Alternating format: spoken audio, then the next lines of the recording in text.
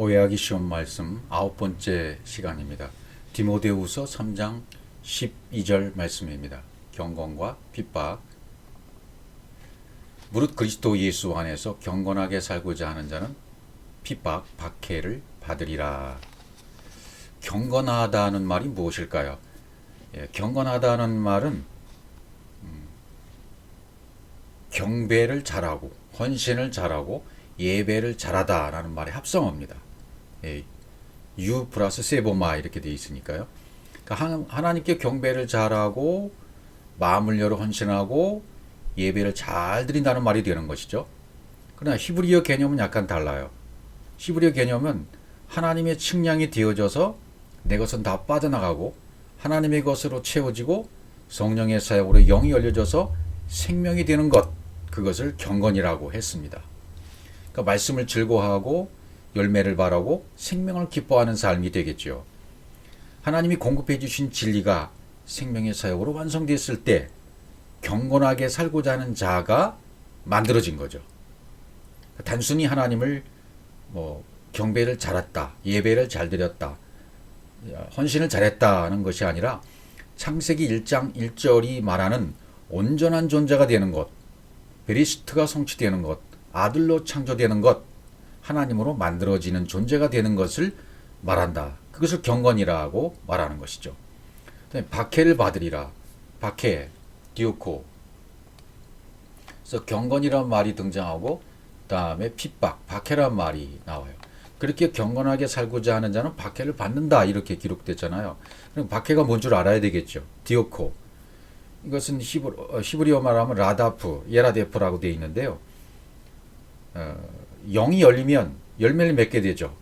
그 열매를 맺는 것을 말하는데 열매를 맺어가는 과정이라고 말할 수 있죠. 그러니까 진리를 받고 나서 내가 처한 상황, 모든 상황이 핍박이 될 수 있는 겁니다. 우리 마태복음 5장 10절로 한번 가보죠. 의를 위하여 핍박, 박해를 받는 자는 복이 있나니 천국이 그들의 것임이라. 이걸 다시 한번 생각해 보죠. 그 의가 네 안에 있기 때문에 핍박을 받은 자로.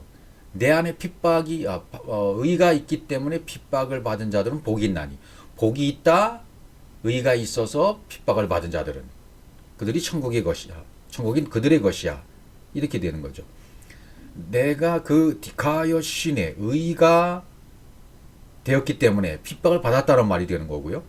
내 마음의 상태를 기준으로 이게 핍박이구나라는 것을 알 수 있다는 것을 말씀해 주고 있어요. 그럼 핍박을 받는 이유는 뭡니까? 의 때문이죠. 내 안에 의가 있으면 핍박이요. 의가 아직 안 됐으면 핍박을 받을 수 없는 거예요. 내가 진리가 되면 진리가 아닌 것들이 둘러 진치고 있는 상황, 그 상황적인 것들이 모두 핍박이라는 얘기가 되는 겁니다. 그러니까 진리를 모를 때는 핍박을 받을 수 있을까요? 못 받는다는 얘기가 돼요. 진리가 된 사람들이 섬기는 섬김, 그것이 그의 것이다. 내가 이미 진리가 되었고 처한 상황이 핍박을 받고 있다면 그것이 바로 복인 것이다. 복은 하늘들이 되었고 그 하늘들로 섬길 수가 있다라는 말이 되는 거고요. 이런 단계가 되지 않으면 내가 핍박 중에 있다는 것을 모른다는 것이 됩니다. 사도행전 9장에 가보면 땅에 엎드러져 들으며 소리가 있어 이르시되 사울아 사울아 네가 어찌 나를 박해하느냐 하시거늘. 5절 대답하되 주여 누시오니까 이르시되 나는 네가 박해하는 핍박하는 예수라. 지금 누가 핍박받고 있어요? 주님이. 누구 때문에? 바울 때문에. 바울의 열심, 바울이 막 열정적인 하나님을 향한 열정을 품고 있는 것, 그것이 핍박이 될 수 있다는 것을 지금 말하고 있는 거예요. 또 사도행전 22장에 가보면 내가 이도를 박해하여 사람을 죽이기까지 하고 남녀를 결박하고 옥에 넘겨놓으니, 이 핍박, 디오코는 그 하늘들의 섬김이 내 것이 되었기 때문에, 디카이오스의 의가 되었기 때문에, 의가 내 것이 되었기 때문에 오는 거예요. 그러니까 내가 진리를 깨달았더니 둘러친 것이 비진리들이더라. 그러면 그 비진리에 의해서 진리가 핍박을 받는 거죠. 사도 바울에 의해서 핍박을 받잖아요. 우리 주님이, 믿음의 사람들이. 내가 디카이오스네가 되었기 때문에 핍박이 감지가 되는 거죠. 욥의 표현을 빌리면 욥기 30장 21절입니다. 주께서 돌이켜 내게 잔혹하게 하시고 힘 있는 손으로 나를 대적하시나이다. 완력으로 나를 핍박하시오며. 옛날 번역 그렇게 돼 있어요. 완력으로 나를 핍박하시오며. 근데 그것을 대적하시다 이렇게 표현되어 있죠. 그러니까 핍박이란 말은 사탐이라는 단어인데 사냥꾼이 덫을 놓고 숨어 있는 상황. 예.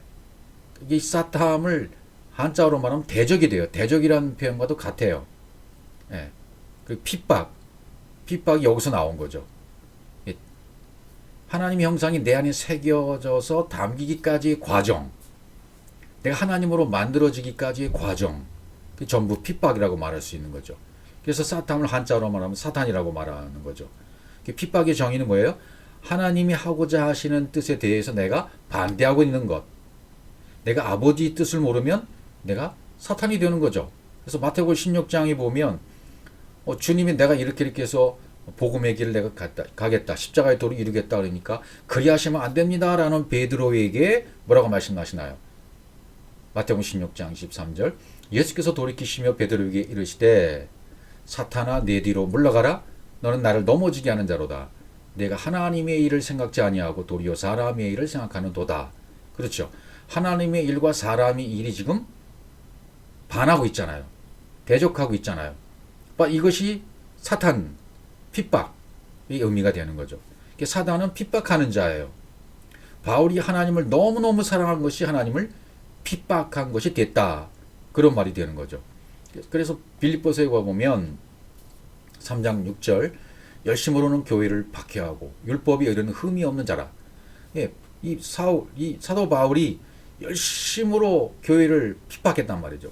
바울이 열심히. 근데 바울이 열심히 뭐예요? 하나님과 반하는 내용들이었어요. 하나님이 원하는 내용과 반대되는 내용으로 지금 열심히 품고 있단 말이죠. 그게 핍박이에요. 그게 사탄적인 요소가 되는 거죠. 고린도전서 15장 9절 나는 사도 중에 가장 작은 자라. 나는 하나님의 교회를 박해하였으므로 사도로 칭함받기를 감당하지 못할 자니라. 갈라디아 1장 13절 내가 이전에 유대교에 있을 때 행한 일을 너희가 들었거니와 하나님의 교회를 심히 박해하여 멸하고 이랬던 바울이었어요. 디모데전서 1장 13절 내가 전에는 비방자요 박해자요 폭행자였으나 도리어 긍휼을 입은 것은 내가 믿지 아니할 때 알지 못하고 행하였습니다. 그렇죠. 알지 못하고 행한 거죠.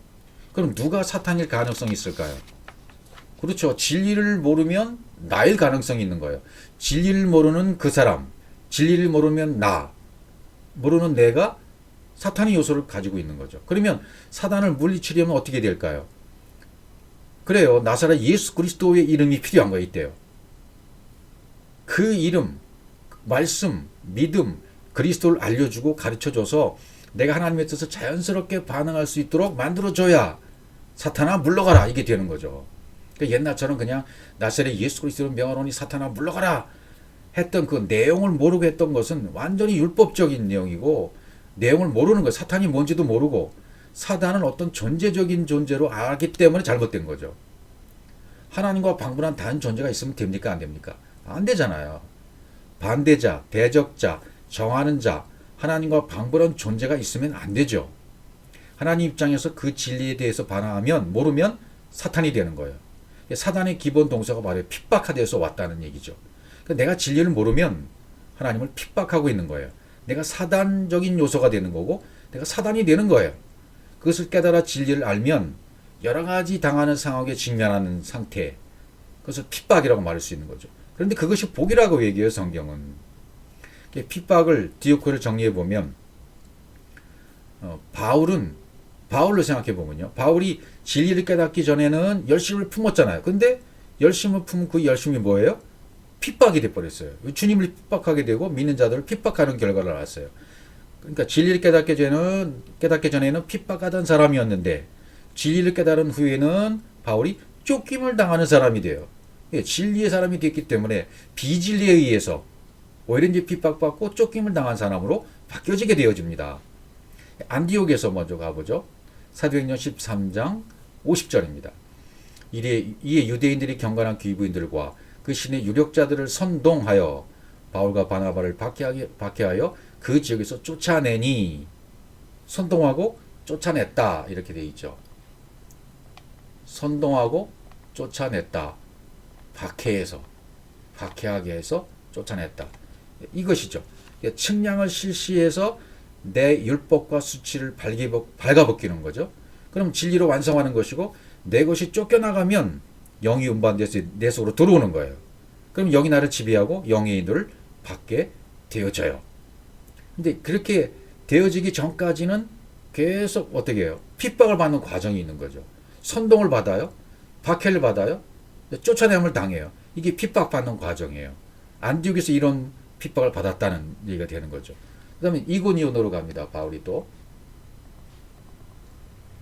14장 2절입니다. 사도행전. 그러나 순종하지 아니하는 유대인들이 이방인들이 마음을 선동하여 그 형제들에게 악감을 품게 하거늘. 여기도 선동, 악감 이런 단어가 등장합니다.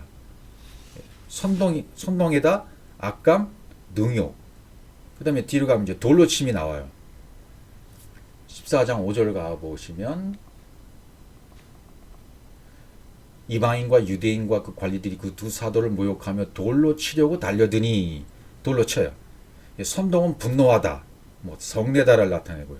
측량과 분배가 적용되었기 때문에 충돌이 일어나기 때문에 이게 선동이 일어나는 거예요. 이건 오히려 이런 어떤 악감을 품게 하고 막 충돌이 일어나서 선동이 되고 쫓아냄을 당하는 것들은 사실은 핍박이지만 좋은 거예요. 그렇게 되는 과정이 있어야 된다는 얘기가 되는 거죠. 왜? 하나님이 분배하시는 내용, 공급하시는 진리의 내용들이 내 속에 들어왔다는 얘기고 그것이 내 속에 들어오니까 상대적으로 그거와 반하는 사람들과 충돌이 일어난다는 얘기가 돼요. 하나님은 네페시를 계속 하나님 말씀으로 침략해 나가시는 거예요. 뭘로 만드시기 위해서? 네페시를 루아우로 만드시기 위해서. 그래서 선동이 일어나고 악감을 품게 되는 과정이 당연히 일어나는 것입니다. 그걸 이상하게 생각할 이유가 없어요. 당연한 것이에요.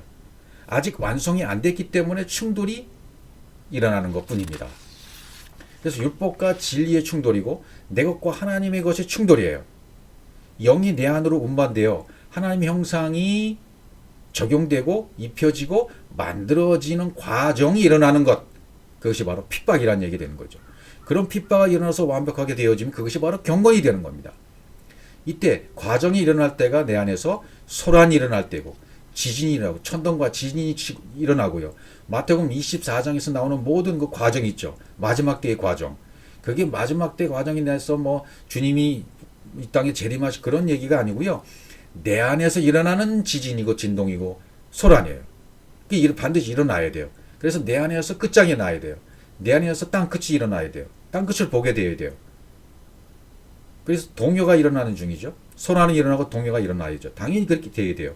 그래야 그분이 공급하시는 공급이 온전하게 되어지는 거고 그분이 나에게 주시고자 하는 것들이 그대로 내게 들어오게 되고 적용되기 시작하는 것입니다. 그러면 그렇게 적용되기 시작하니까 충돌이 일어나잖아요. 그러면 뭐가 일어나? 악감 품게 되죠. 선동이 일어나게 되죠. 능욕을 받게 되죠. 능욕받게 되고 모욕을 받게 되고 결국은 돌로 쳐서 죽임 상태가 되는 거예요. 돌로 쳐서. 14장 한번 보죠. 14장 9절. 유대인들이 안디옥과 이고니에서 와서 무리를 충동하니 그들이 돌로 바울을 쳐서 죽은 줄로 알고 시위를 끌어내치니라. 바울을 돌로 쳤어요. 돌로 쳤다는 얘기는 십자가 죽음을 얘기하는 거죠. 죽은 줄로 알고 시위를 끌어내쳤다. 성 밖에 끌어내쳤다 그랬잖아요. 주님이 당했던 과정도 역시 바울에게 똑같이 일어나는 거죠. 배반당하죠. 실용당하죠. 채찍, 악감, 충돌, 모욕, 능욕, 죽음, 돌로 침, 십자가의 죽음, 옷 벗기고 십자가 달리는 과정들을 똑같이 당하게 되는 거죠. 14장 21절 사도행전.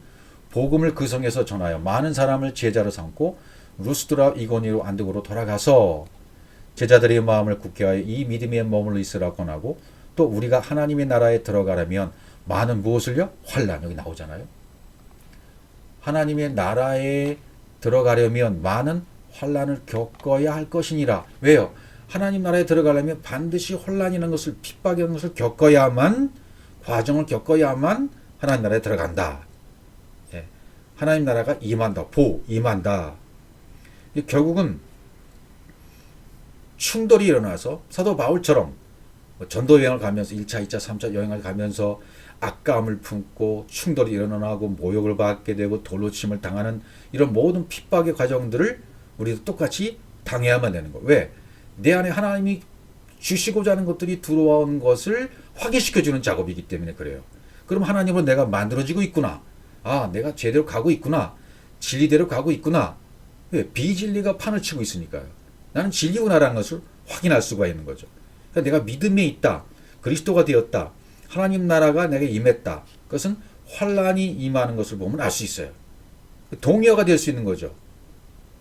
등식이 니꼬로가 성립되는 거예요. 믿음 이꼬로 하나님 나라 이꼬로 능욕, 모욕, 핍박, 돌로침 이꼬로 환란, 핍박 이것이 있어야 된단 말이죠.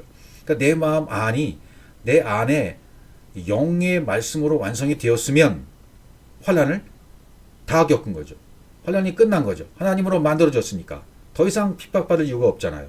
하나님 나라가 임한 내 안에 임한 거예요. 믿음 이꼬로 이름 이꼬로 그리스도 이꼬로 이것이 하나님 나라가 이루어진 것입니다. 그래서 반드시 경건과 핍박은 과정입니다. 예. 핍박을 통해서 경건에 이르는 거죠. 핍박이라는 과정을 통해서 비진리와 충돌함으로 말미암아 내가 진리가 되어지는 과정이 바로 핍박이고 그것이 다 끝나게 되면 경건에 이르게 된다라는 그 말씀이 되는 것입니다.